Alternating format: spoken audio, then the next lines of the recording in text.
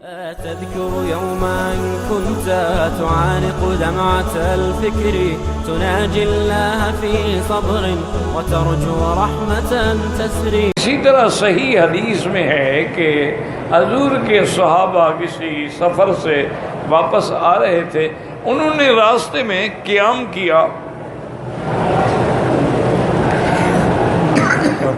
اور اس زمانے میں رواج بھی تھا، یاد رکھیں، اور حکم بھی تھا کہ اگر کوئی مہمان گزرے تو اس کو تین دن کے لیے کھانا دینا، ضیافت کرنی، یہ ضروری تھا۔ وجہ بھی تھی کہ اس دور میں کہاں یہ ہوٹل تھے اور کہاں یہ ریسٹورنٹ تھے، کہاں یہ دکانیں تھیں، کہاں یہ پیک کھانے تھے، تو آدمی محتاج ہوتا تھا نا کہ کیا کرے۔ اس لیے یہ ایک حکم تھا کہ جس بستی میں قیام ہو بستی والے 3 دن کم سے کم ضیافت کریں۔ ہاں اگر وہ امیر کہہ دے کہ بھی ہمارے پاس ہے سب کچھ، لیکن سنت یہی ہے کہ اگر کوئی ضیافت کرے تو قبول کی جائے۔ تو صحابہ نے ان کو بتلایا کہ ہم مسافر ہیں، سفر میں ہیں اور ہمارے پاس کچھ بھی نہیں ہے کھانے پینے کا، تو آپ لوگ جو ہے ہمیں دیں۔ انہوں نے کہا جی ہم نہیں دیتے، نہیں ہے تو ہم کیا کریں۔ تھوڑی دیر گزری کہ ایک آدمی ان کا دوڑتا ہوا آیا، کہنے لگا حل فیکم راکن، تمہارے اندر کوئی ایسا بندہ بھی ہے جس کو کلام پڑھنا آتا ہو، رقیہ پڑھنے آتا ہو، منتر پڑھنا آتا ہو؟ انہوں نے کہا کیوں، کیا بات ہے؟ انہوں نے کہا کہ ہمارا جو امیر ہے نا اس بستی کا، اللہ کو الحی، اس کو اطلب، اس کو بچھو نے کاٹا ہے، اور وہ پہاڑی بچھو ہوتے تھے، اللہ معاف کرے، بڑے زہریلے، اور پھر دیہات میں اس کا کون سا علاج تھا؟ تو ایک صحابی نے کہا کہ ہاں مجھے آتا ہے، میں پڑھتا ہوں رقیہ۔ انہوں نے کہا مہربانی کرو چلو ہمارا امیر تک۔ انہوں نے کہا نہیں، آپ لوگوں نے ہمیں کھانے تک نہیں پوچھا ہے اور ہم جا کر آپ کے امیر پہ جا کے پڑھتے رہیں۔ میں تو 40 بکریاں لوں گا اگر تمہارا امیر ٹھیک ہو جائے۔ انہوں نے کہا جناب ہم 40 دیں گے، چلو۔ وہ صحابی کو لے کے چلے گئے، انہوں نے آ کے پڑھا، اور پڑھنے کے بعد وہ دم کرتے رہے، ہاتھ پھیرتے رہے۔ تھوڑی دیر گزری تو اس نے کہا بھی مجھے آرام ہو گیا، تکلیف میری ختم ہو گئی۔ انہوں نے کہا جی کن سے؟ انہوں نے کہا بالکل 40 بکریاں دو۔ 40 بکریاں لے لی۔ جب واپس آئے تو انہوں نے کہا بھائی ان میں 1-2 بکریاں ذبح کرو، کھانا پکائیں، کھائیں۔ کچھ صحابہ نے کہا بھی ہم تو کھائیں گے، اور کسی نے کہا بھی ہم نہیں کھاتے، اللہ عالم۔ کسی پر آدمی جا کے دعا پڑھے یا کچھ پڑھے تو اس کا بدلہ لینا، پیسے لینا، کوئی چیز لینا جائز بھی ہے کہ نہیں ہے، حلال ہے، پتہ نہیں حلال مطلب حرام ہے، ہم تو نہیں کھائیں گے جب تک حضور کو نہ بتائیں۔ بہرحال وہ صحابہ پہنچ گئے، کچھ نے کھا لیا، کچھ نے نہیں کھایا۔ حضور کی خدمت میں آ کے انہوں نے یہ سارا واقعہ عرض کیا۔ حضور نے فرمایا اچھا پہلے تو تم یہ بتاؤ کہ تم نے کیا پڑھا تھا اس پر؟ انہوں نے کہا حضور میں نے سورۃ فاتحہ پڑھی اور دم کرتا رہا، پڑھتا رہا، دم کرتا رہا۔ انہوں نے کہا تمہیں کس نے بتایا تھا کہ سورۃ فاتحہ پڑھنے سے یہ ٹھیک ہو جائے گا؟ انہوں نے کہا حضور آپ نے نہیں فرمایا تھا کہ اس کا نام شافی ابھی ہے، شفا والی صورت ہے؟ حضور بڑے خوش ہوئے، اور آپ نے فرمایا کہ جو تم نے ان پہ اجرت لی ہے وہ بالکل حق ہے، حلال ہے، اور اگر ان میں کچھ باقی ہے تو میرے لیے بھی لے آؤ۔ اس لیے علماء کہتے ہیں کہ اگر کوئی عالم، کوئی بزرگ کسی وظیفے پہ، کسی تعویذ پہ کوئی اجرت لیتا ہے تو وہ حرام نہیں ہے، وہ جائز ہے، حتیٰ کہ شرط کر کے بھی لے سکتا ہے، جیسے صحابی نے شرط کی کہ میں 40 بکریاں لوں گا پھر پڑھوں گا۔ تو بہرحال یہ ہے کہ سورۃ فاتحہ جو ہے یہ بہت بڑی نعمت ہے اور بہت بڑی عظمت والی سورت ہے اور شفا۔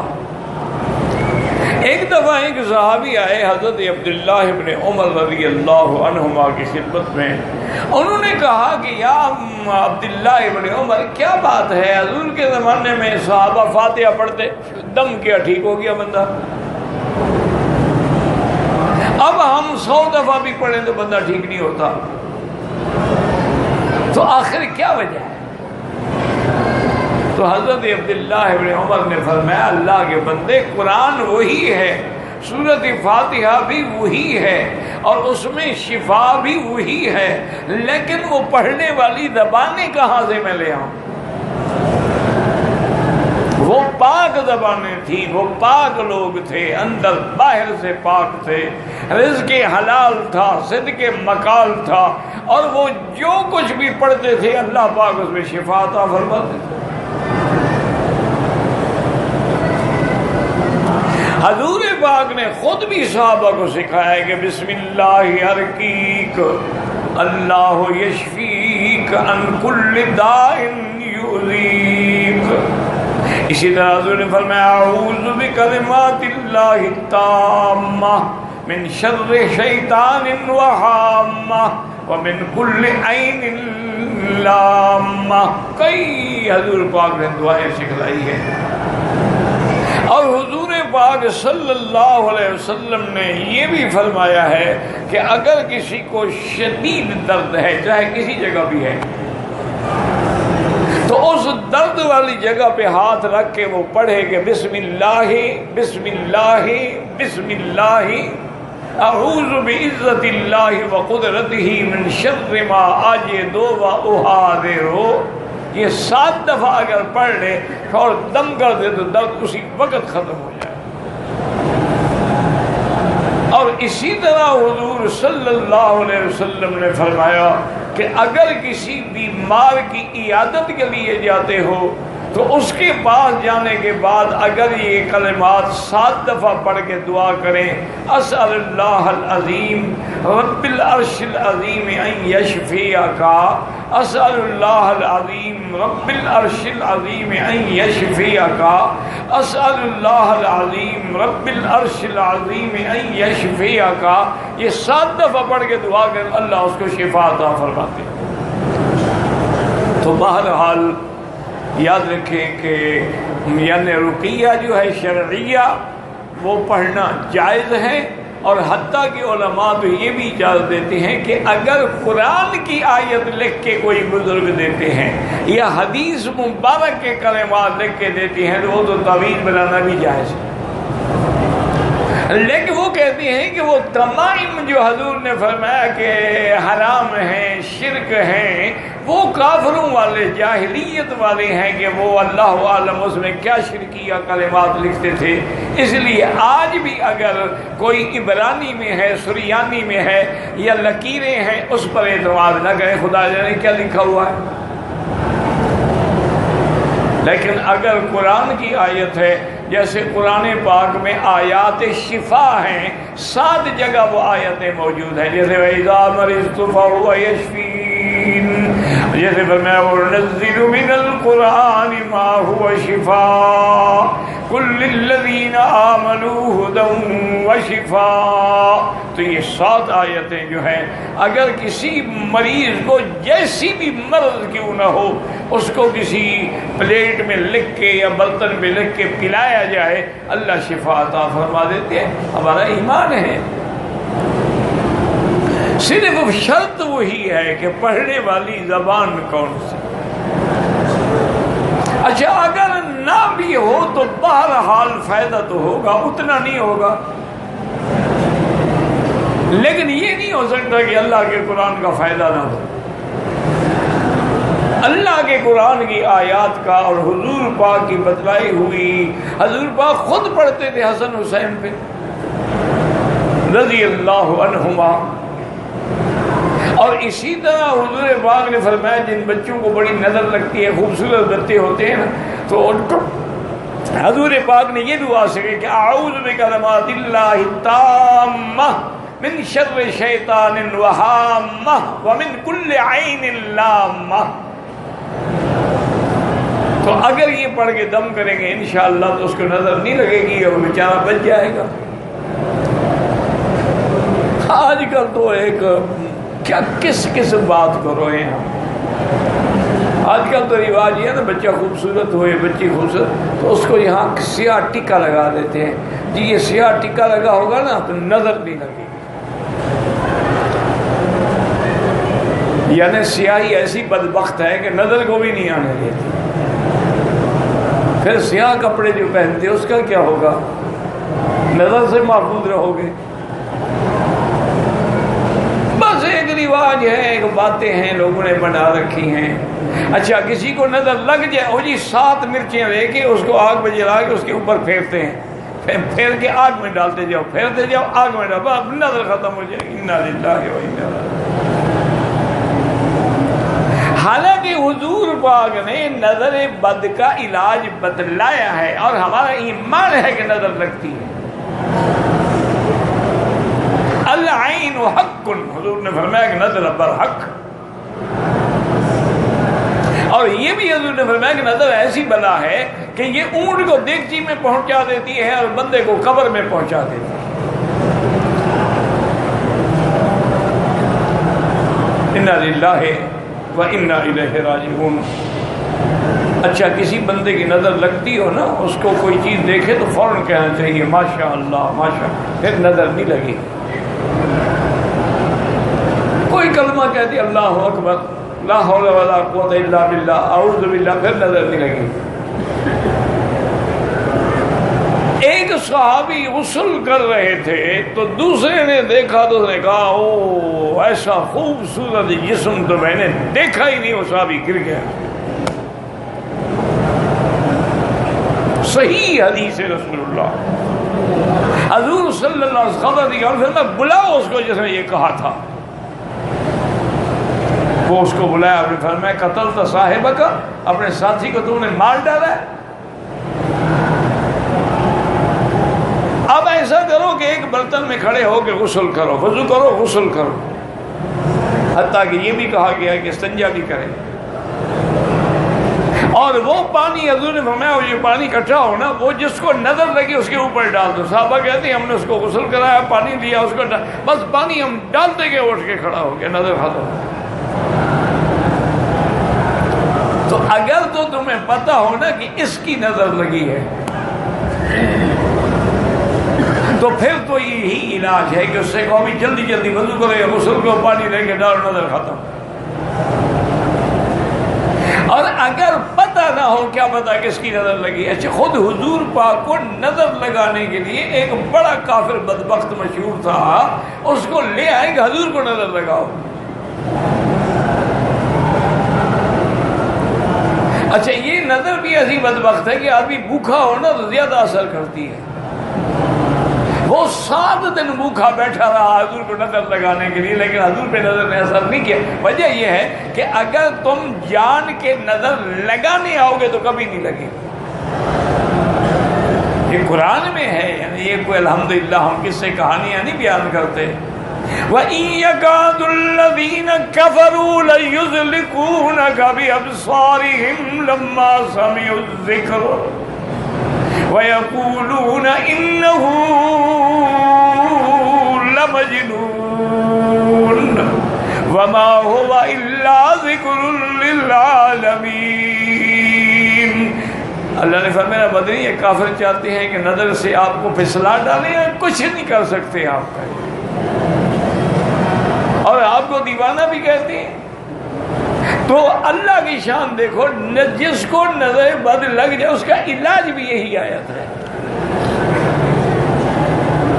کہ یہ آیت مبارک جو ہے اس کو ہر نماز کے بعد 7 دفعہ پڑھ کے دم کرتے رہیں، انشاءاللہ نظر بد کا اثر جو ہے وہ ختم ہو جائے گا، کیونکہ نظر تو لگتی ہے۔ بڑا عجیب ایک لطیفہ ہے، حضرت تھانوی رحمۃ اللہ علیہ کی خدمت میں ایک آدمی آیا، وہ تھا کچھ پروفیسر ٹائپ آدمی، کالجوں کے پڑھے ہوئے، تو اس نے آ کے حضرت کی خدمت میں کہا کہ حضرت یہ جو ہم سنتے ہیں اور آپ لوگ بھی کہتے ہیں کہ بزرگوں کی نظر میں بڑا اثر ہے، یہ کیا ہے بزرگوں کی نظر میں اثر کیسے ہو گیا؟ حضرت تھانوی تو بہت بڑے علم والے تھے نا، اللہ نے ان کو بہت بڑا علم بھی دیا تھا، حلم بھی دیا تھا، تقوی بھی دیا تھا، اور تزکیے کے بھی وہ آخری مقام پہ تھے۔ تو حضرت نے بڑے آرام سے اس کی بات سنی، کہا پروفیسر صاحب تمہارا کچھ مطالعہ ہے؟ انہوں نے کہا ہاں جی میں نے فلاں کتاب پڑھی ہے، فلاں کتاب لکھی ہے، فلاں کتاب پڑھی ہے۔ انہوں نے فرمایا اچھا کہیں تم نے یہ بھی پڑھا ہے کہ نظر بد لگتی ہے؟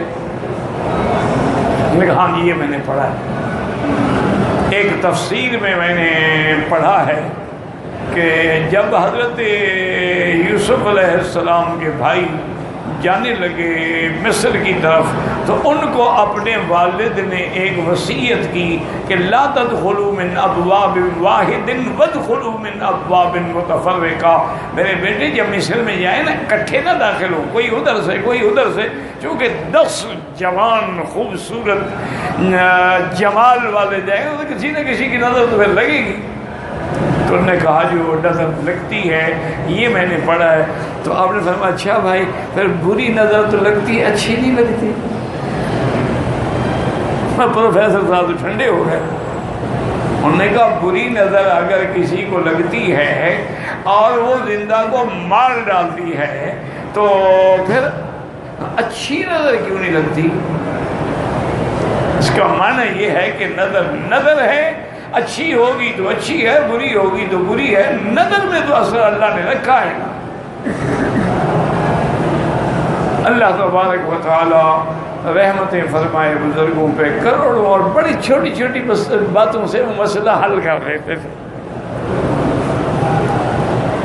ایک اور اسی قسم کا پروفیسر صاحب آیا، گرمی کا موسم تھا تو وہ پنکھے ہوتے تھے اس زمانے میں، ایک لکڑی باندھ لی اس پہ کپڑا ڈال دیا اور رسی سے کھینچتے رہے، کوئی بجلی تو ہوتی نہیں تھی نا، تو ایک آدمی رسی کھینچ رہا تھا، وہ آیا کہنے لگا حضرت یہ جو آپ لوگوں نے بنا رکھا ہے کہ بزرگوں کی صحبت اختیار کرو، اللہ والوں کی صحبت اختیار کرو، اللہ والوں کے پاس بیٹھو، اللہ والوں کی صحبت میں اثر ہوتا ہے، اگر آپ عمل اپنے لیے کرتے ہیں ہم بھی اثر کس بات کا ہوتا ہے؟ یہ تو قرآن ہے کہ کسی دوسرے کا گناہ تو کسی دوسرے پہ نہیں رکھا جاتا، کوئی کسی دوسرے کا بوجھ نہیں اٹھائے گا۔ حضرت بڑے حوصلہ بڑا تھا حضرت میں، آپ سنتے رہے، اور سنتے کے بعد جب اس نے بات ختم کر دی تو فرمایا پروفیسر صاحب یہ آدمی جو پنکھا جل رہا ہے یہ میرے لیے جل رہا ہے یا آپ کے لیے؟ انہوں نے کہا جی نہیں یہ تو آپ کے لیے جل رہا ہے، میرے لیے۔ انہوں نے کہا پھر ہوا باقی کے لوگوں کو بھی لگ رہی ہے؟ انہوں نے کہا جی ہاں بس بات سمجھ آ گئی۔ انہوں نے کہا یہی فائدہ ہوتا ہے اللہ والوں کی صحبت میں، پنکھے والوں کے پاس بیٹھو گے تو ہوا تو لگے گی۔ اسی لیے حضور نے فرمایا نا کہ خوشبو والے کے ساتھ دوستی رکھو، عطر خریدو گے نہیں تو خوشبو تو آئے گی۔ کسی لوہار کے ساتھ دوستی نہ رکھو اور نہ بھی چاہے تو کوئی چنگاری اڑ کے تمہیں جلا ڈالے۔